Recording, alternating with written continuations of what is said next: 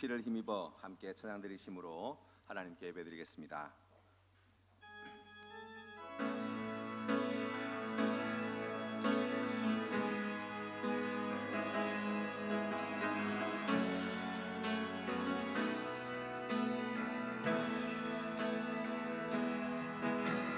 주의 보좌로 나아갈 때에 어떻게 나가야 할까?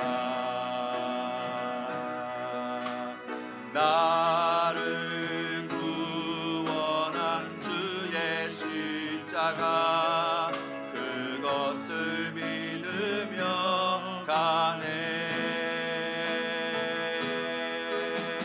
주의 보좌로 나아갈 때에 나 여전히 부족하나. 나를 부르신 주의 그 사랑 그것을 믿으며 가네. 자격 없는 내 힘이 아니 오직 예수님의 보혈로. 자격 없는 내 힘이 아니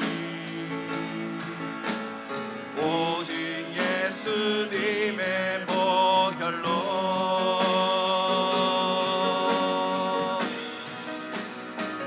십자가의 보혈 완전하신 사랑 힘입어 나갑니다.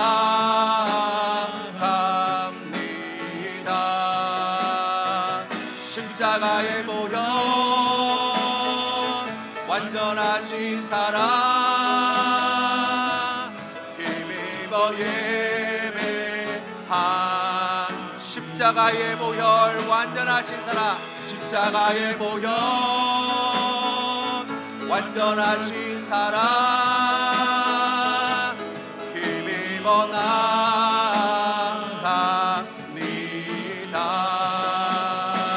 십자가의 보혈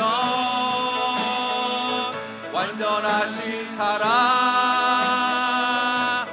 힘입어 예배합니다.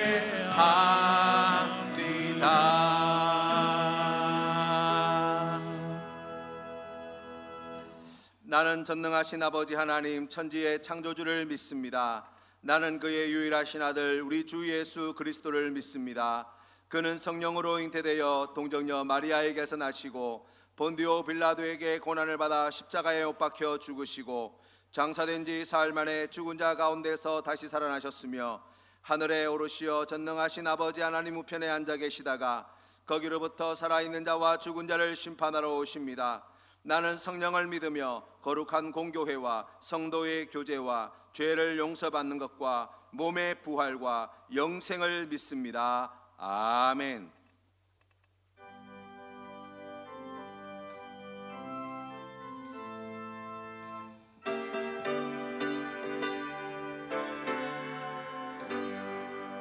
내가 늘어지 않은 예수 나의 상처 입은 심령을 불쌍하게 여기사 위로하여 주시니 미쁘신 나의 좋은 친구. 내가 의지하는 예수 나의 사모하는 친구. 나의 기도 들으사 응답하여 주시니 미쁘신 나의 좋은 친구.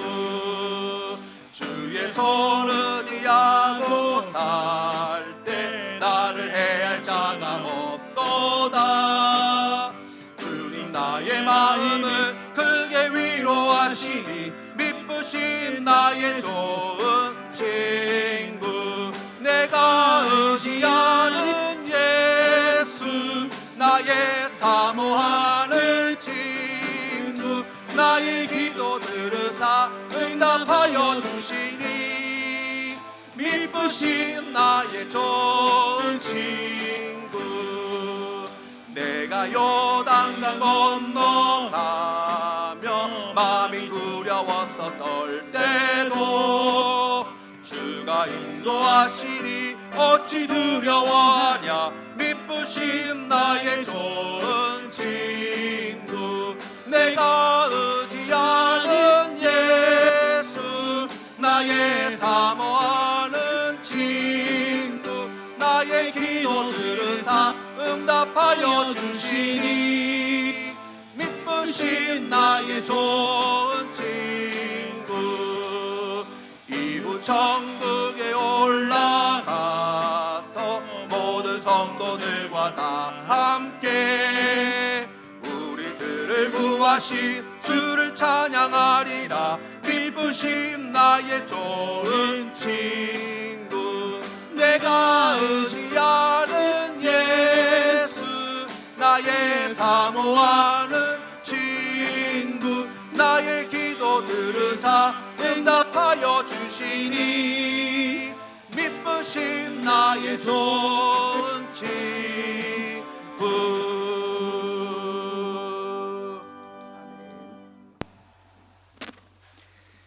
천지 만물을 질서 있게 운행하시는 하나님 아버지, 거룩한 주일에 사랑하는 성도님들이 모여 신령과 진정으로 예배드리며 교제하게 하시니 감사합니다.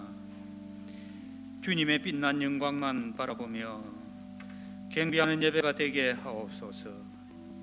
때로는 예배드리는 우리의 중심이 흐트러지고 형식적으로 예배의 순서에 참여할 때가 있었음을 솔직하게 고백합니다. 예배에 실패하면 어떤 열매가 맺어지는가를 잘 기억하게 하여서 실패의 자리에서 일어나 하나님 얼굴만 바라보며 하나님의 뜻에 따라 살아가는 정결한 하나님의 자녀가 되게 하옵소서. 말씀 전하실 목사님을 성령으로 붙잡아 주시고 기쁨과 치유와 승리의 말씀으로 선포되게 하시고 올려드리는 찬양이 하나님께는 영광이 되고 성도님들에게 큰 은혜가 되게 하옵소서. 코로나19로 인하여 그동안 움츠렸던 생활과 소홀하였던 사업들을 재정비하여서 열린 마음으로 같은 목표를 향하여 힘차게 출발하는 예수 공동체가 되게 하옵소서. 오늘은 스승의 주일로 예배를 드립니다. 천하보다 귀한 영혼에게 하나님의 말씀을 가르치는 교회 학교 선생님과 교육 일선에서 수고하는 모든 선생님들을 격려하여 주옵소서. 무엇보다 우리의 참 스승이신 예수님을 따라 살아가는 삶을 살게 하옵소서. 가정의 달을 맞이하여 이 세상의 모든 가정들이 주의 이름으로 행복하여 지기를 간절히 소망합니다. 주님이 허락하신 가정과 일터에서 땀 흘리며 맡은 직무에 충실하고 주님을 중심으로 자녀들을 바르게 교육하며 모든 선한 일에 앞장서는 모범의 가정들이 되게 하심을 진심으로 감사드립니다. 하지만 우리의 주변에서 실타래같이 얽히고 설킨 안타까운 가정들을 볼 수가 있습니다. 사랑만 하면서 살아가기에 짧은 인생 가운데 헛된 욕심으로 인하여 가족 간의 불화가 생기고 가정이 무너지면서 자녀들의 방황과 혼돈의 세력이 지배하는 가정이 있고 또 육신의 공고함과 질병으로 고통하며 외로움에 눈물 흘리는 가정들을 십자가의 사랑으로 위로하여 주시고 주님께로 인도하여서 우리 예수님과 한 가족이 되는 은혜를 베풀어 주시옵소서. 신종 질병으로 인하여 우리의 생활과 예배의 방식이 잠시 바뀌었지만 우리 신앙의 열매는 연걸고 연걸어서 믿음의 분량은 더 장성하는 계기가 되게 하옵소서. 우리 교회를 지키시는 하나님 아버지, 교회가 세상에 의해 변하는 것이 아니라 오히려 세상과 지역을 변화시키고 악하고 부정한 것들을 물리치며 하나님의 거룩하심을 드러내는 교회가 되게 하여서 세워주신 모든 직분자들이 사명으로 섬길 수 있게 하여서 영적 도전 앞에 굳게 일어설 수 있는 탄력성을 잃지 않게 새 힘으로 채워 주시옵소서. 예배를 위하여 수고하는 모든 손길들의 수고를 격려하여 주시고 이 예배를 간절히 사모하오나 부득이한 사정으로 참석하지 못한 성도님들의 안타까운 마음을 위로하여 주시옵소서. 예수님 거룩하신 이름으로 기도드리옵나이다. 아멘.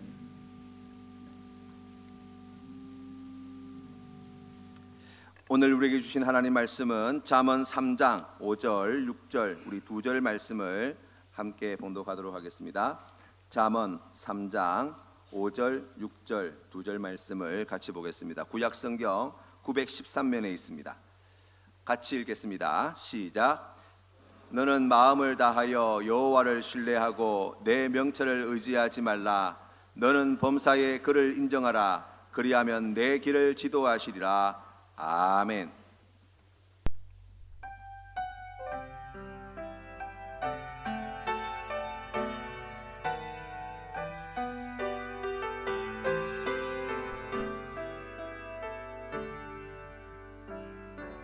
주보여 날 정결케 하고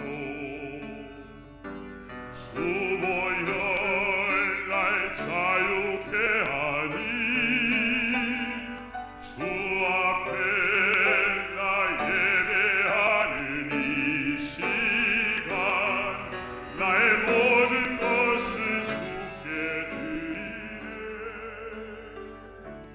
주보여 날 정결케 하고 주보여 날 자유케 하니 주 앞에 나 예배하는 이 시간 나의 모든 것을 주께 드리네. 주의 손 날 위에 지키셨고 주의 발 날 위에 박히셨으니 이제는 내가 사는 것이 아니요 오직 주를 위해 사는 것이라.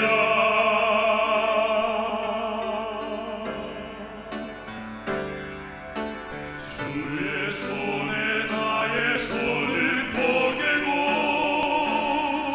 또 주의 발에 나의 발을 포개어 나 주와 함께 죽고 또 주와 함께 살리라. 영원토록 주 위에 살리라. 주의 손에 나의 손을 포개고 또 주의 발에 나의 발을 포개어 나 주와 함께 죽고 또 주와 함께 살리라. 영원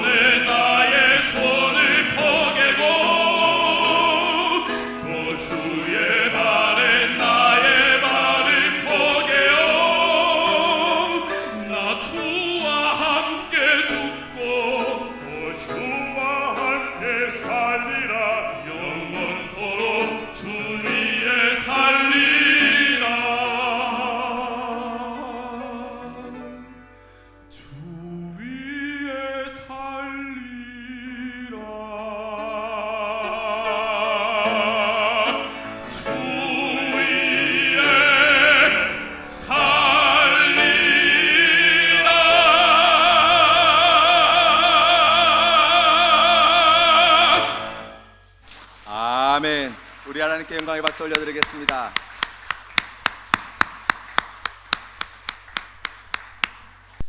예수님 잘 믿는 법이라는 제목으로 하나님 말씀 전하겠습니다.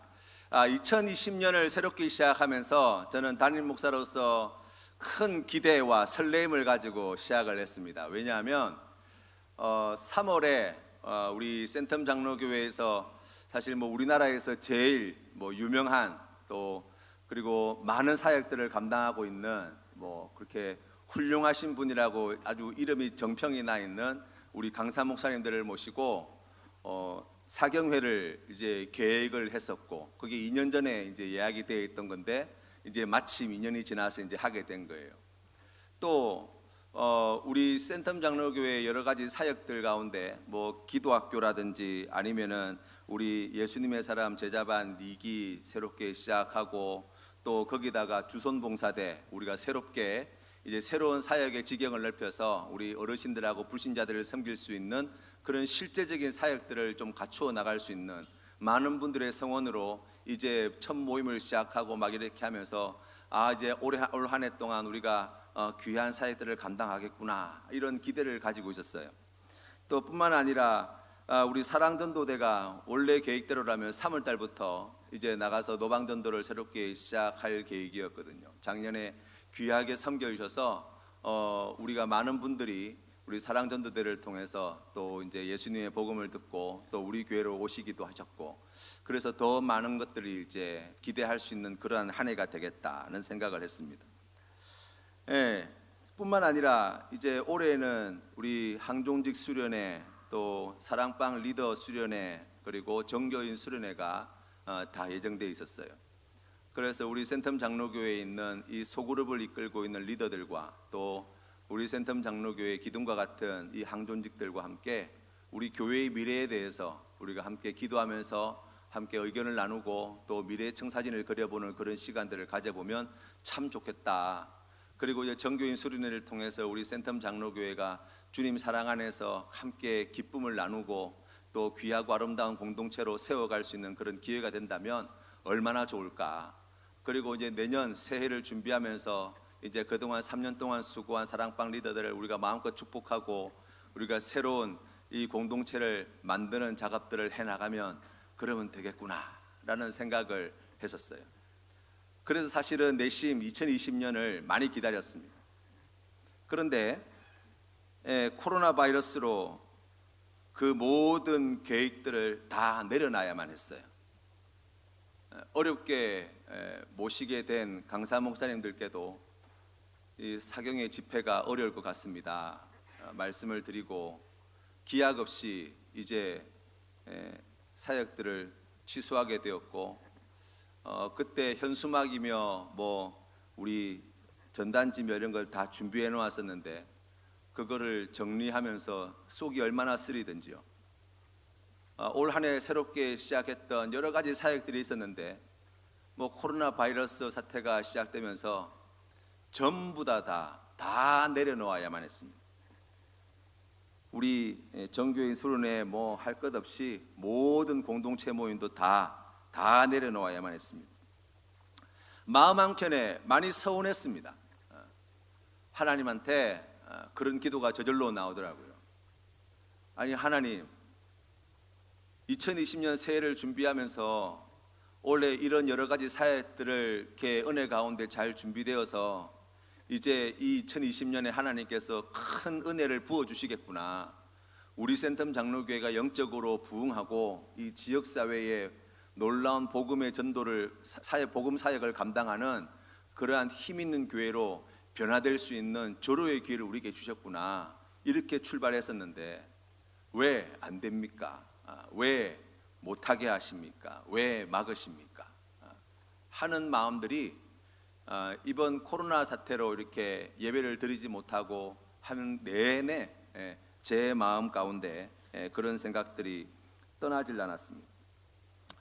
그런데 엄밀히 생각해 보면 왜 서운한가, 왜 속상한가 생각해 보면 솔직히 제가 계획했던 2020년에는 이렇게 해서 이러한 사역들을 감당하면 이런 결과들이 예상된다라고 하는 제 생각, 제 기대, 제 바람이 무너졌기 때문이죠. 또 제 안에 가지고 있던 하나님에 대한 기대, 하나님의 나라와 의를 위해서 기도하면서 준비했던 이 모든 사역들을 하나님께서 말리실 이유가 없다. 우리 성도님들을 생각해봐도, 지역사회를 생각해봐도 하나님께서 이것을 못하게 하실 이유가 없겠다는 생각을 가지고 출발했는데 안 되니까, 그러니까 하나님이 왜 이러시나 라는 그런 마음들이 컸던 것 같습니다. 예수님을 믿으면서 우리의 삶의 자리에 이런 어려움은 늘 있기 마련이죠. 오늘 성경 말씀에 보시면 우리가 예수님을 믿는다고 할 때 크게 두 종류의 믿음이 있다고 이야기합니다. 그 첫 번째는 자신의 명철을 따르는 믿음이에요. 이 명철이라고 하는 것은 우리가 이해하고 가늠하고 해결하고 밝혀낼 수 있는 능력, 그것을 가리키는 단어입니다. 우리가 말씀을 통해서, 신앙생활을 통해서, 또 기도 가운데 하나님에 대해서 알게 되어진 것들, 그러한 것들이 우리의 믿음의 근간이 되는 사람들, 바로 그와 같은 사람들이라고 할 수 있어요. 아담과 하와는 에덴 동산에서 선악과를 따먹었습니다. 이 선악과는 풀었으면 선악을 알게 하는 나무였어요. 선악과를 따먹게 될 때 사람은 선악을 분별하게 되었습니다. 그 결과가 무엇입니까?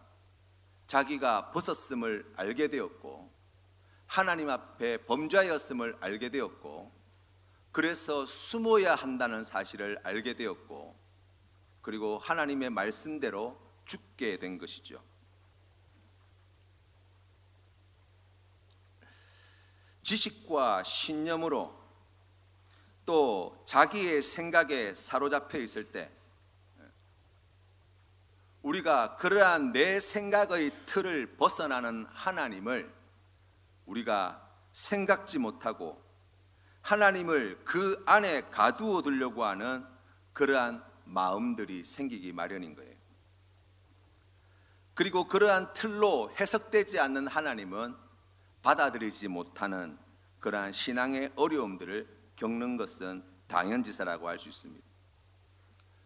많은 사람들이 이와 같은 지식과 신념의 그 바구니를 촘촘하게 만드는 것이 믿음이 좋은 것이라고 착각하며 살아갈 때가 많습니다. 하나님에 대해서 하나님은 이러한 분이시고 저러한 분이시고 라고 하는 그러한 내용들을 많이 가지는 것이 하나님을 잘 믿는 것이다 라고 이해하는 사람들이 많다는 거예요. 부모님들은 자녀들이 시간 맞춰 학교 가고 학원 가고 책상에 앉아서 책 보고 앉아 있으면 공부를 하는 줄 알아요. 그런데 수업을 듣고, 학교에서 수업을 듣고 학원에서 수업을 듣고 집에 와서 책상에 앉아서 공부를 한다는 것과 실제로 공부가 된다는 것은 다른 의미라고 할 수 있어요. 부모님들은 학생들, 자녀들이 그렇게 행하면 자연스럽게 공부가 잘 되어서 좋은 성적을 받을 수 있을 것이라고 기대합니다. 그래서 그걸 요구하는 것이죠. 그러나 자녀들은 그렇지 못하는 일들이 늘 있기 마련이에요. 하나님에 대한 생각과 하나님은 다릅니다.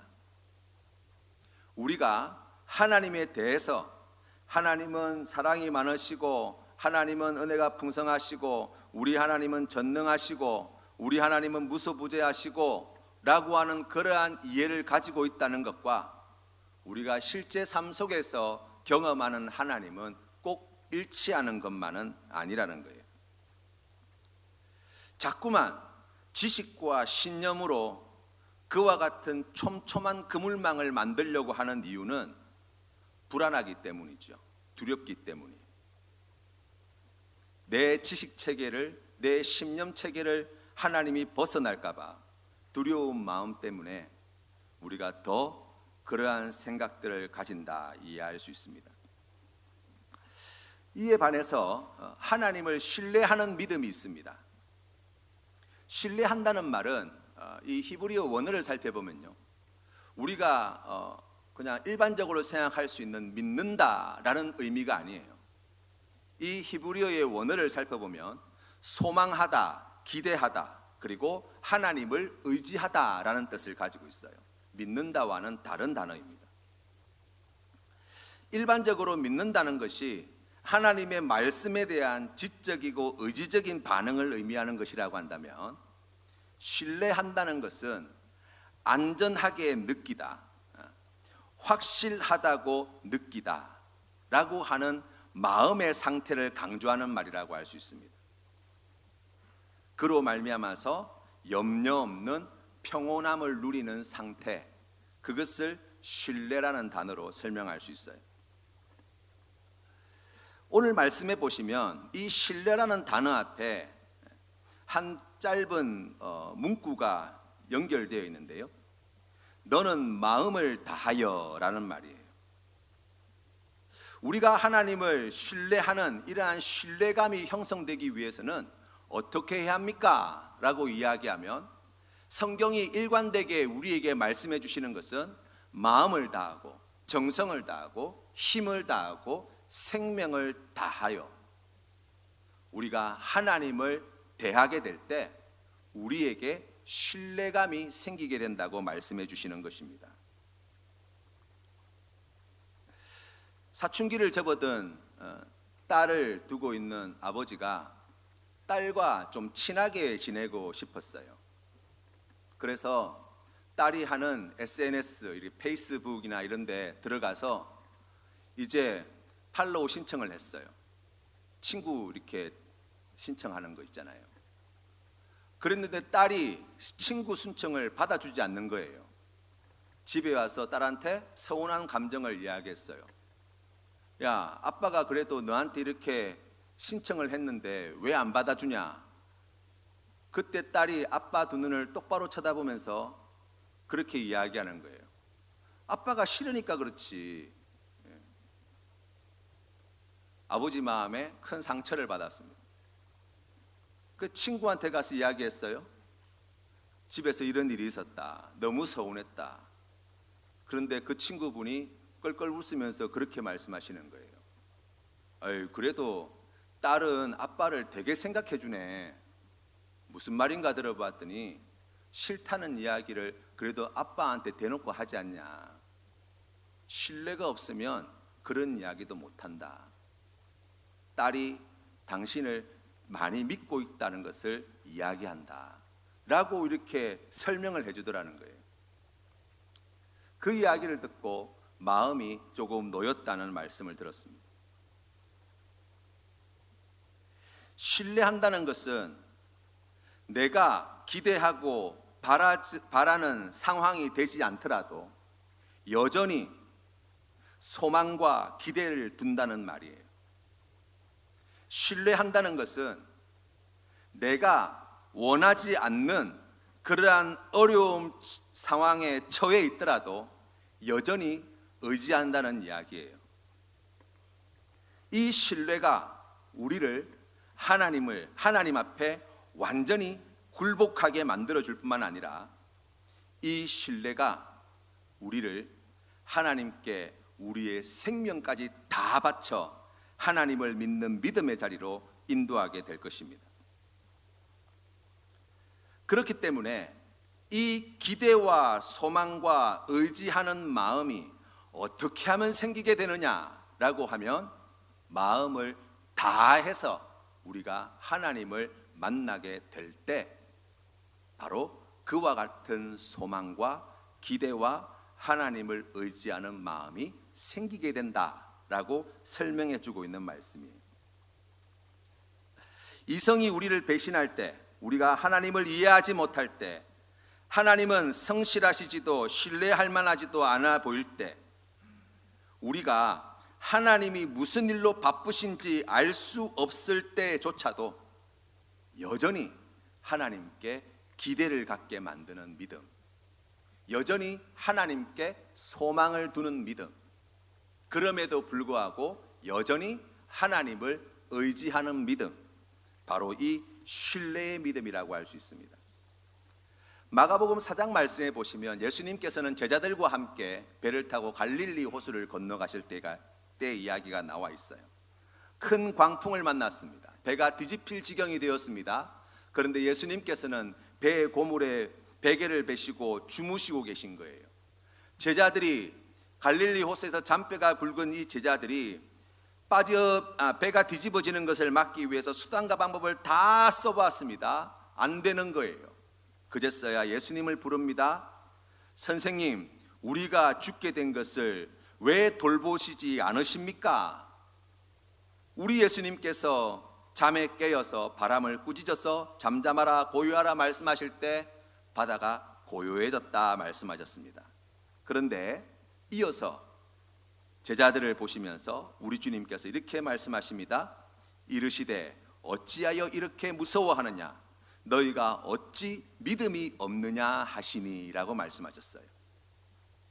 하나님이 어떤 분이신지, 하나님은 전능하신 분이시고 사랑이 많으신 분이시고 무소부재하신 분이시고 이 우주 만물을 창조하시고 다스리시는 분이시고 우리 하나님은 못하시는 것이 없고 우리에게 사랑과 복과 은혜를 베푸시는 분이시고 그러한 지식이 없다는 이야기를 주님께서 하시는 것이 아니에요.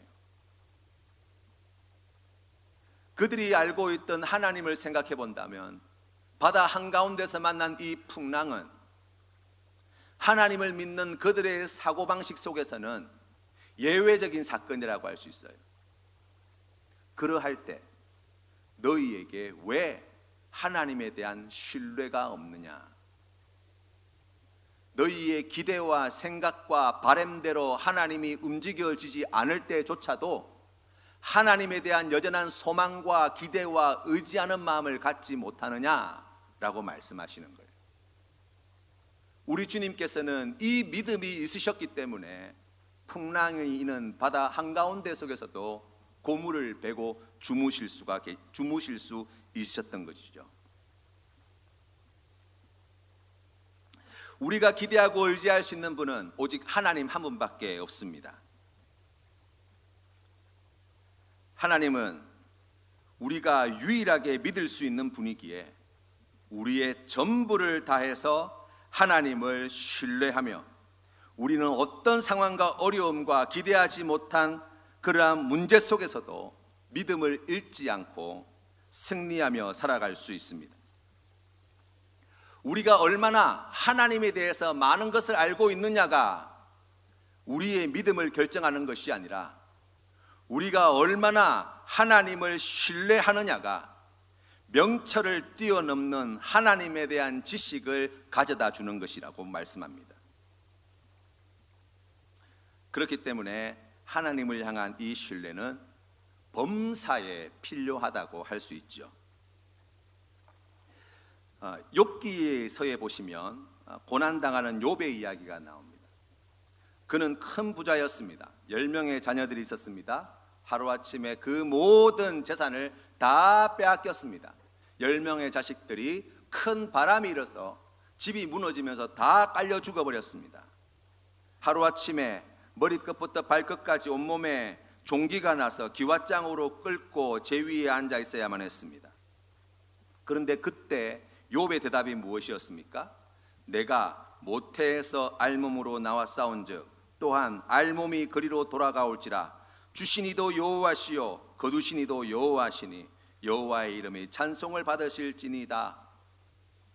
성경에 보니까 욥은 정직하였고 온전하였고 악에서 떠난 자라고 소개하고 있습니다. 그런데 여러분, 이 말씀의 내용을 잘 살펴보십시오. 그 이후에 보여주는 욥의 모습이 주시니도 여호와시요 거두시니도 여호와시니 여호와의 이름의 찬송을 받으실지어다 라고 하는 이 고백과 연결되어져 있는 내용이 욥기에 기록되어 있습니까? 그렇지 않죠.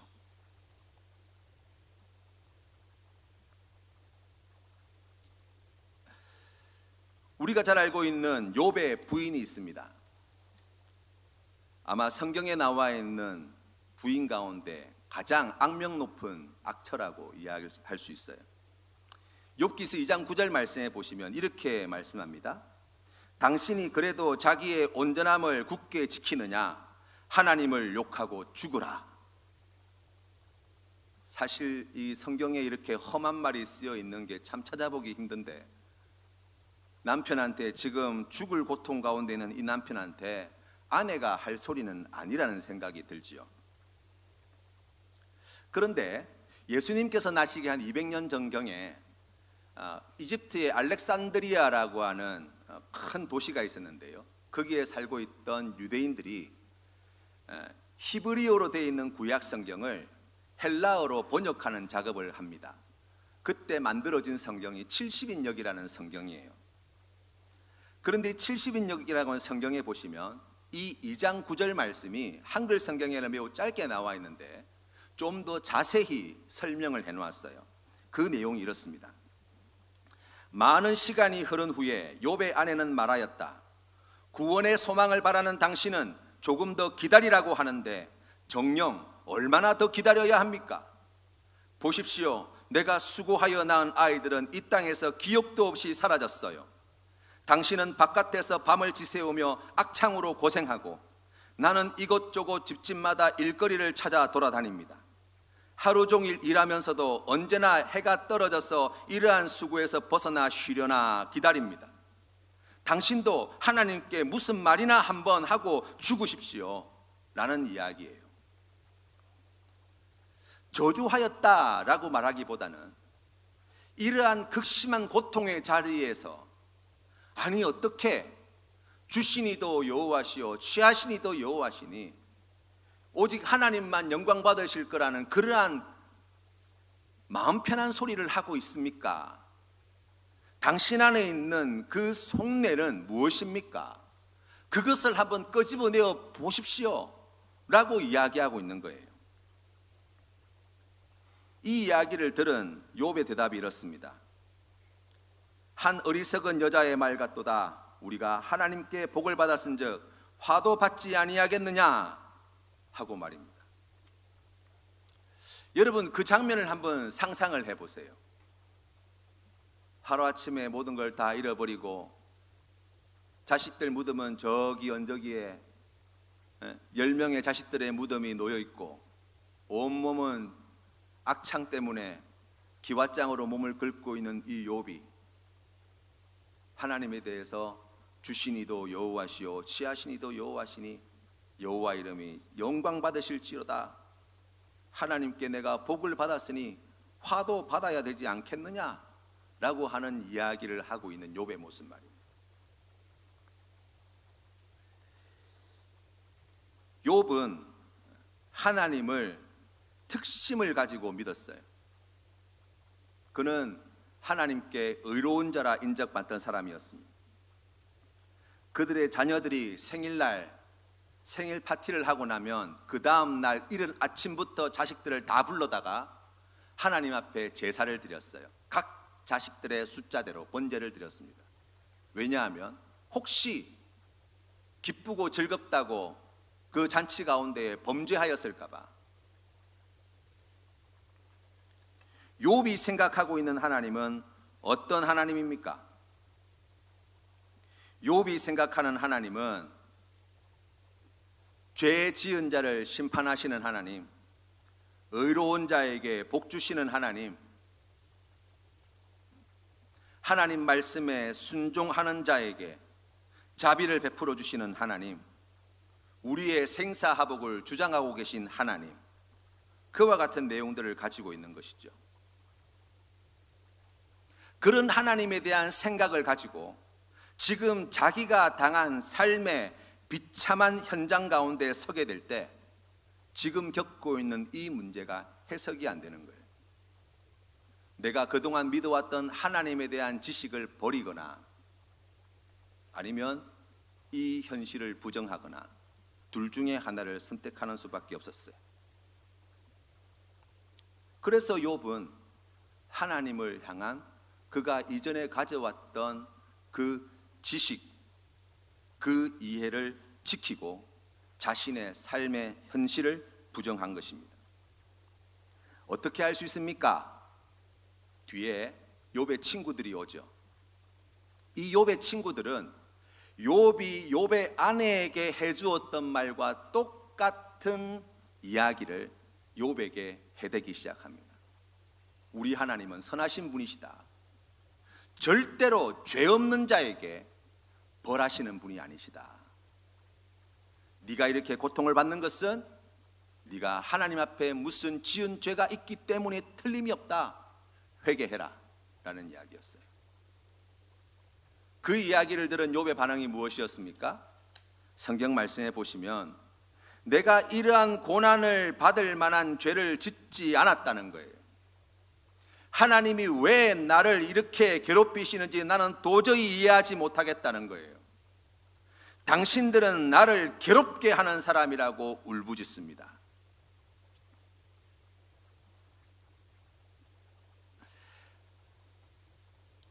하나님께서 욥에게 이 욥의 아내를 그리고 욥의 세 친구를 보내신 뜻이 무엇이었을까요?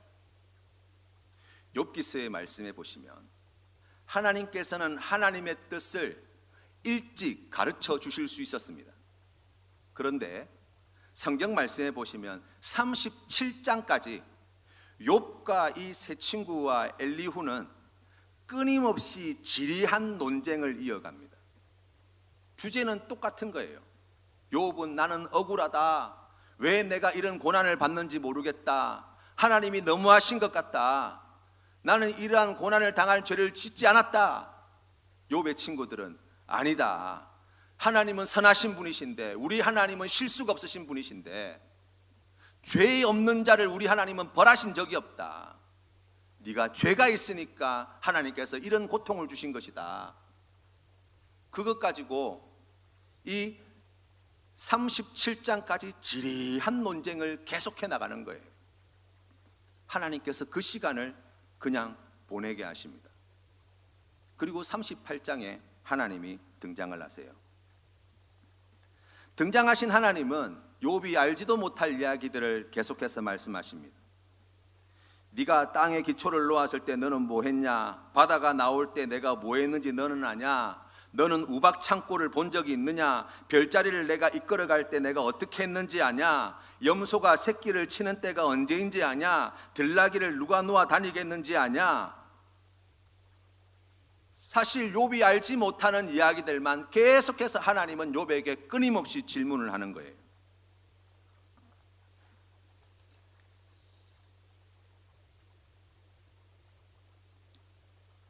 하나님이 욥에게 물으신 질문은 욥이 그동안 하나님에 대하여 알고 있는 것으로는 설명할 수 없는 내용들이었어요.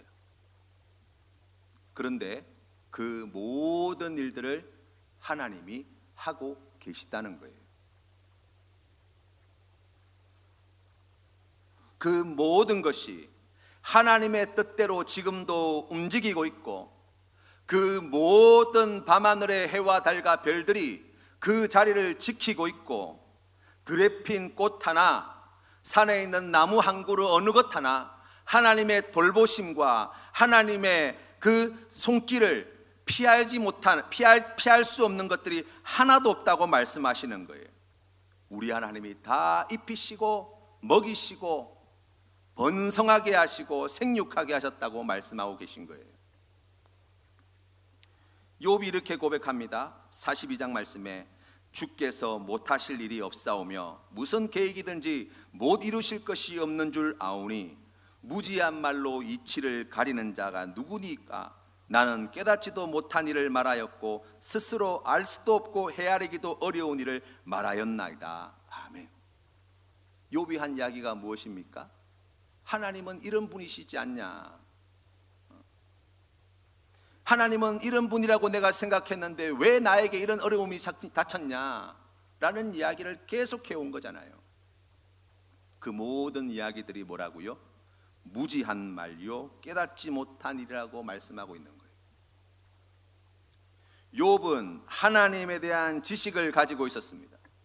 그런데 하나님에 대하여 오늘 성경 말씀에 나와 있는 것처럼 신뢰하는 믿음을 가지고 있지 못했어요.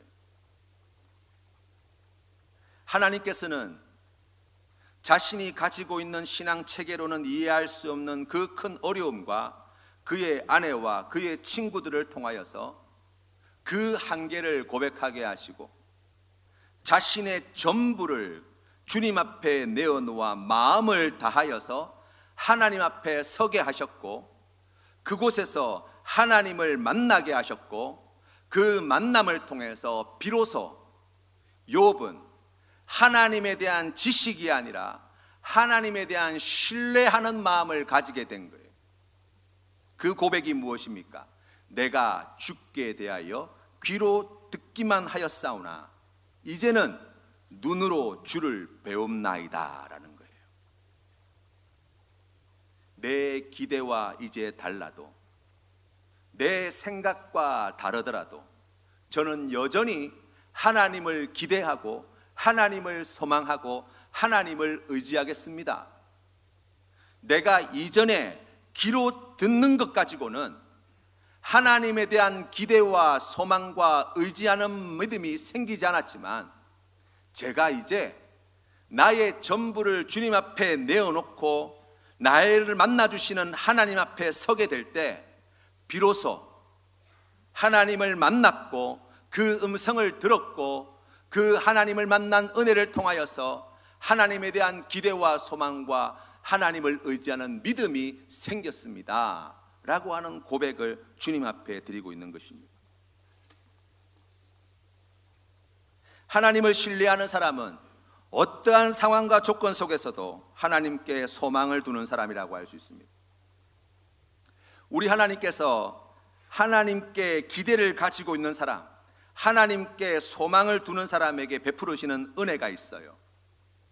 성경 말씀에 보니까 우리 하나님께서는 그러한 기대와 소망과 신뢰하는 믿음을 가지고 있는 자들을 원수들에게서 구출해 주시겠다 약속해 주십니다. 시편 22편 4절 말씀에 보니까 우리 조상들이 주께 의뢰하고 의뢰하였으므로 그들을 건지셨나이다. 아멘.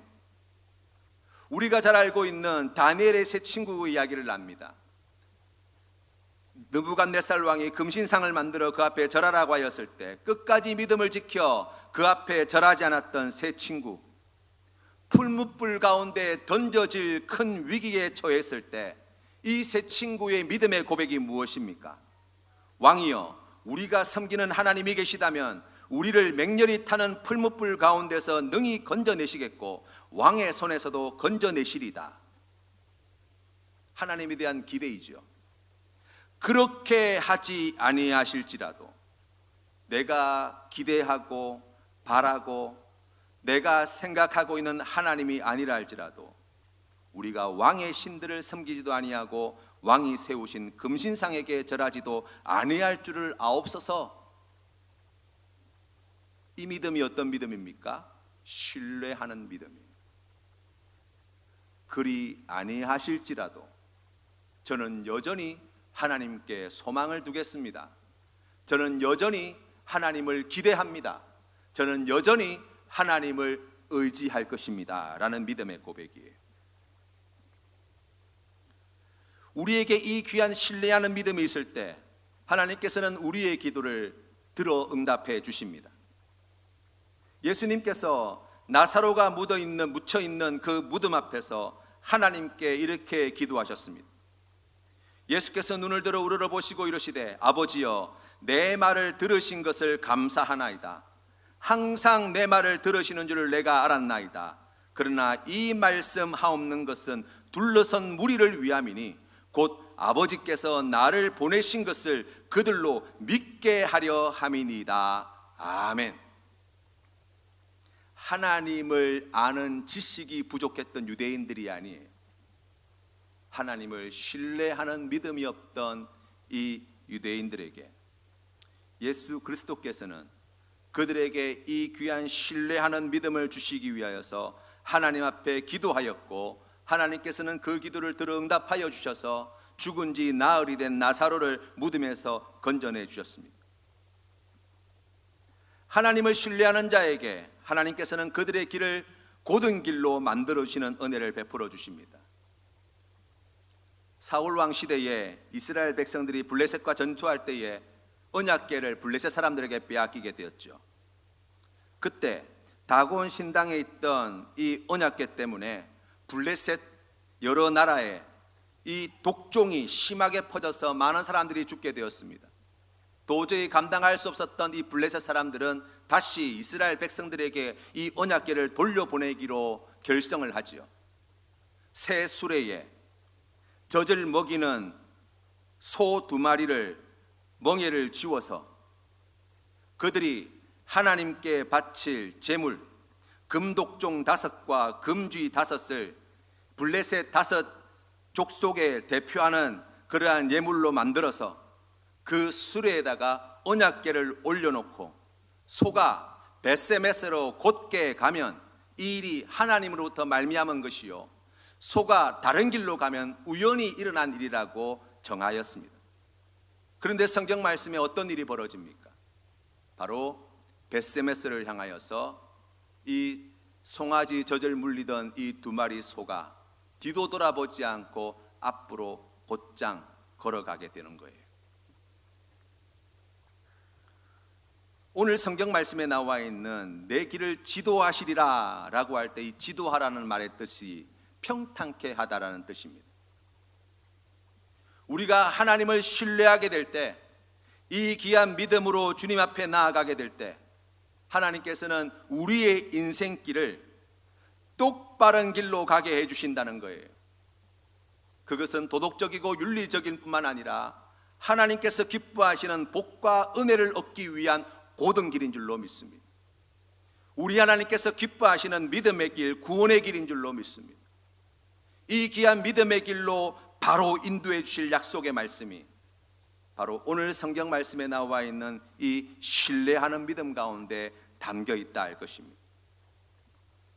이 귀한 믿음으로 살아가는 자에게 하나님께서는 기쁨과 즐거움을 누리며 하나님으로 말미암아 평안과 공포 없는, 두려움 없는 행복한 삶을 약속해 주고 계신 것입니다. 그래서 성경은 하나님을 신뢰하라고 말씀하고 계신 거예요. 우리의 죄의 문제도 하나님을 신뢰하게 될 때 해결함을 받게 됩니다. 우리의 죽음의 문제도 하나님을 신뢰하는 믿음으로 나아갈 때 하나님께서 우리에게 영원한 생명으로 응답해 주십니다. 우리의 자녀의 문제도, 우리의 가족의 문제도, 우리의 재정의 문제도, 우리의 형제들의 문제도, 우리 교회의 문제도, 우리 가정의 문제도, 이 나라 이 민족의 문제도 우리가 하나님을 신뢰하는 믿음으로 주님 앞에 나아가게 될 때 우리가 마음과 정성과 힘을 남기지 않고 하나님께 온전히 다 드릴 때 우리 하나님께서 여전히 하나님께 소망을 두게 하시고 하나님께 기대하는 믿음을 주시고 하나님을 의지하는 믿음으로 하나님께서 그 모든 일을 이루실 때까지 믿음으로 굳게 설 수 있는 힘과 능력을 우리에게 더해 주시는 거예요. 2020년 새해를 시작하면서 품었던 그 많은 기대들과 또 가슴 벅찬 계획들이 하나도 남김없이 다 내려놓아야만 했습니다. 다 취소되었습니다. 하나님의 뜻은 무엇일까? 오늘 이 말씀을 통해서 하나님께서는 우리에게 분명히 그 음성을 들려주십니다. 그럼에도 불구하고 우리가 여전히 하나님을 기대하고 하나님을 소망하며 하나님을 의지하며 2020년 새해에 우리에게 주신 말씀, 기도하는 교회가 되라고 하신 그 귀한 말씀에 순종하며 나아갈 때 하나님께서는 재앙이 아니라 평강을, 우리에게 새로운 미래와 새로운 희망을, 우리가 한 번도 가보지 못했던 놀라운 은혜와 축복의 세기를 열어주시겠다고 약속해 주시는 거예요. 사랑하는 성도님들의 삶의 자리에 이와 같은 은혜가 있으시기를 바랍니다.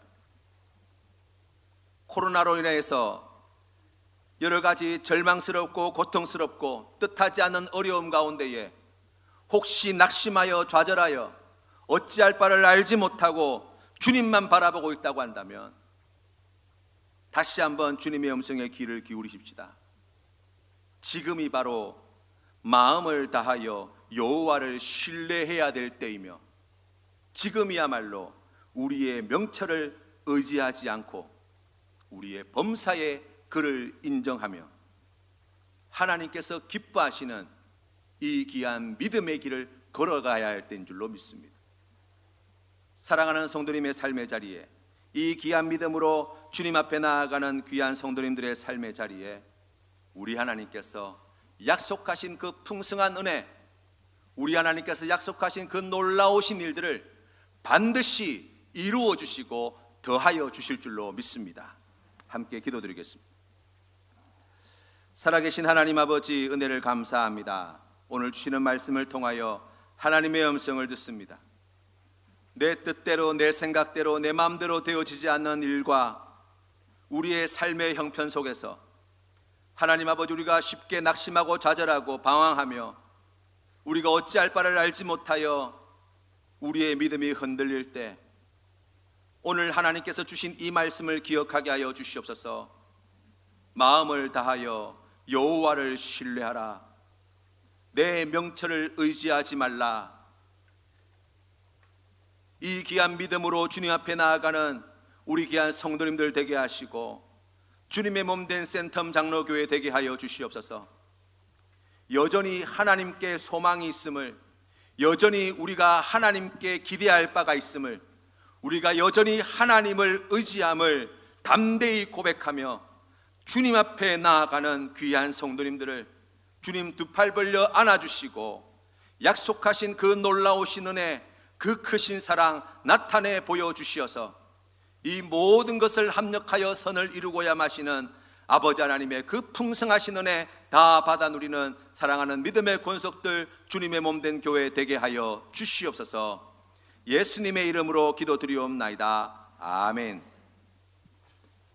다 같이 일어나셔서 꽃들도 함께 찬양드리겠습니다.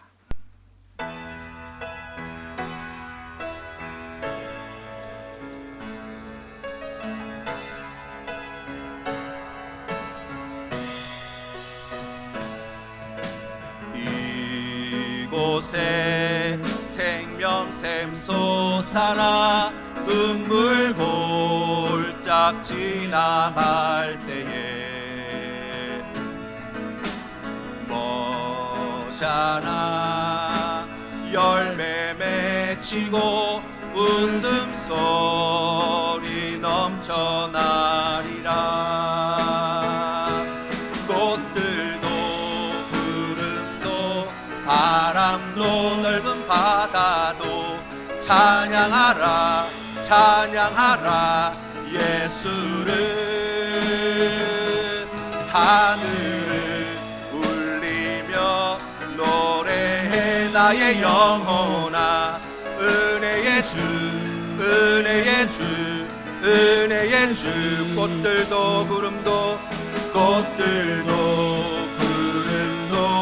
바람도 넓은 바다도 찬양하라 찬양하라 예수를. 하늘을 울리며 노래해 나의 영혼아. 은혜의 주 은혜의 주 은혜의 주.